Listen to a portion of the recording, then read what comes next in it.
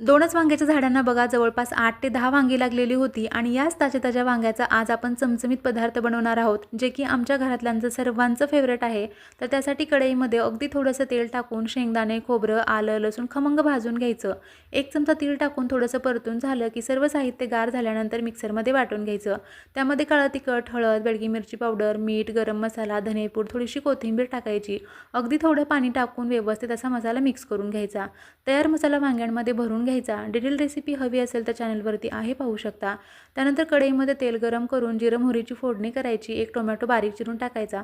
थोडंसं मीठ टाकून टोमॅटो छान मऊ झाला की भरून घेतलेली वांगी टाकायची. व्यवस्थित परतून घ्यायचं.